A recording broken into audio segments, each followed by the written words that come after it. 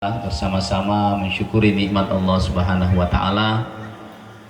Mudah-mudahan ini salah satu cikal bakal bagi terbangunnya sebuah destinasi wisata yang baru di daerah kita, di Kabupaten Morowali khususnya, yaitu tempat penangkaran rusa yang ada di sini.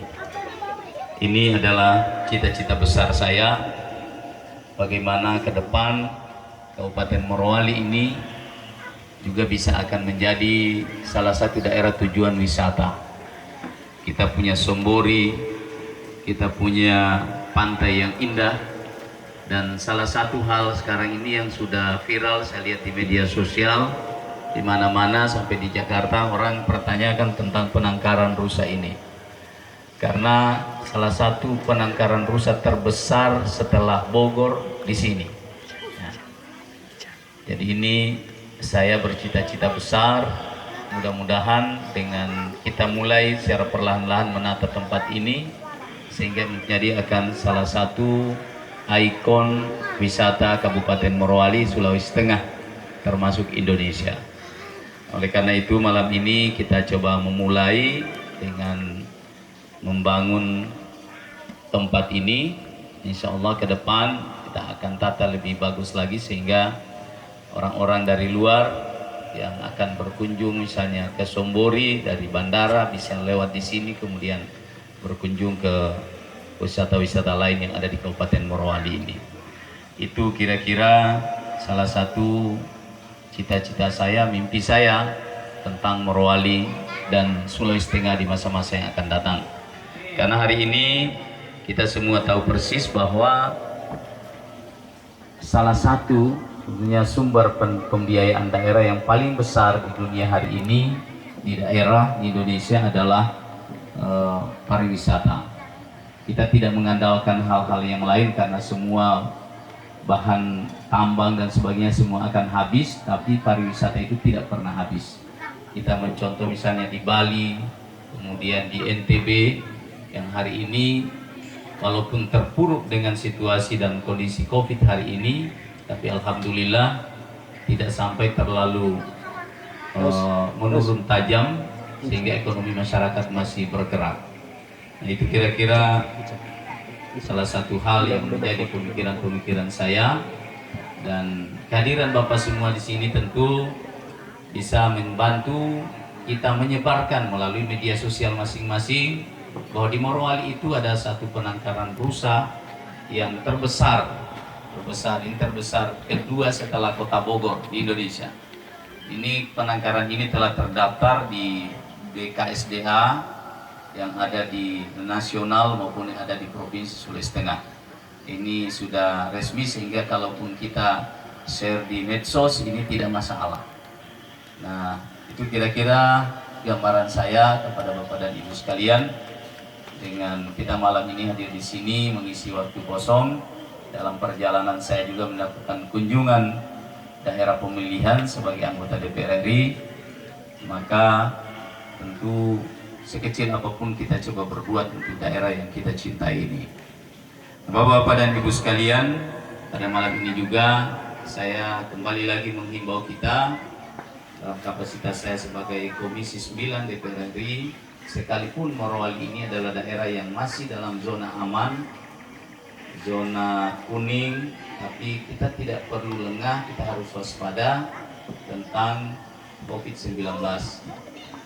Pengumuman WHO terbaru bahwa ada lagi mutasi virus ini, sehingga ada temuan virus baru, corona baru yang bermutasi lagi. Nah, tadi saya juga mengikuti perkembangan di Komisi 9. Bapak Presiden telah membeli kurang lebih sekitar 300 juta vaksin yang insya Allah dalam waktu dekat ini akan segera dilakukan di masyarakat kita, sehingga mudah-mudahan dengan adanya vaksin ini bisa akan menghambat penyebaran COVID-19. Nah, ini salah satu hal yang menjadi kewaspadaan kita semua, sehingga terutama di daerah Jakarta tanggal 14 besok itu akan menerapkan lagi PSBB total. Demikian juga di kota-kota besar lainnya. Saya tadi melihat mengikuti perkembangan dari gugus tugas dari Komite Penanggulangan COVID Sulawesi Tengah. Tadi saya lihat ada positif baru, ada 4 kalau tidak salah lagi tadi di kota Palu, kemudian di Banggai.